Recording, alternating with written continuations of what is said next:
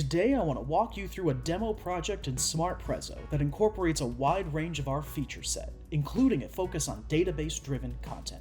Let's jump right into it. To open the project, we just double-click the folder here, Star Awards. Once images are cached, we'll come out to our native previs space. You can see in our timeline we have our currently selected cue sequence, and we can play through those cues right here.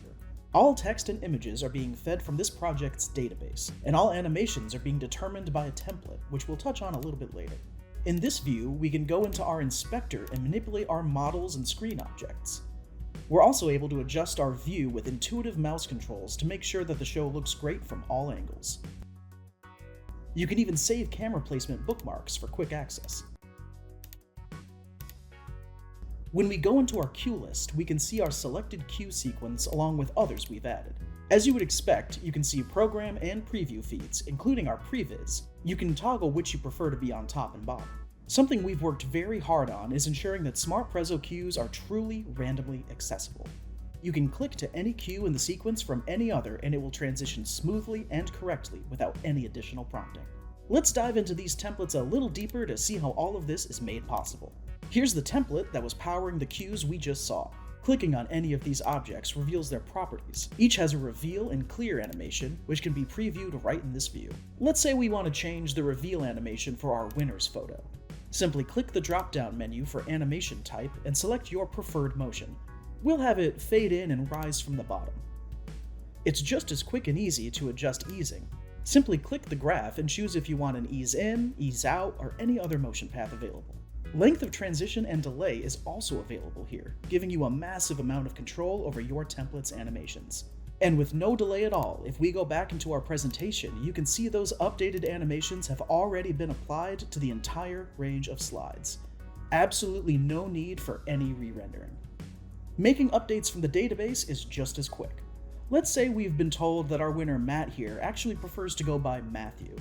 All we have to do is go into our web database and make the change. Here you can see the structure of this particular database and the types of entries it has, which is all used to feed our presentation. So we go to Matt's entry here, we see his name, region, picture, etc. To make the change, all we have to do is click Matt's name, update it with the desired text, and click away to save. Then we go back to Builder, select the database you'd like to refresh, and sync that database from the cloud. And just like that, you can see the update has taken place and you're ready for show. Let's do that one more time. Open the database, select the entry, update the information, click away to save, and sync from cloud. This same process applies to images in the database as well for all those last-minute headshot updates. There's a variety of other database linkage types available in Smart Preso as well, so let's quickly talk about one more being used in this demo, color tint. Let's take a look at the composition of one of our background loops. Here we have two feeds, one for the center screen and one for the outboards. We have our animation set and we can see its color. But if we look at our linkage tab, we can see color tint. That's because this video is actually grayscale and we're giving it all its color simply by a database entry. So how do we do that? We'll navigate to our region database and you can see we have names and colors for our 4 respective regions. All we have to do is click on the color and we can set it to any value we wish. Once established, you can assign those linkage items in Builder and apply that color tint to any piece of media. No need for multiple video renders of the same background just with different colors anymore. If we take a brief look at the cue sequence, we can see how this all comes together.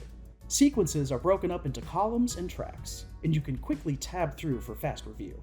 Media gets dropped in and can easily be placed, extended, and repositioned as needed. We'll show a more in-depth look at sequence building in a future video. That's going to do it for this overview of how Smart Preso templates and databases can be used to streamline your event production process.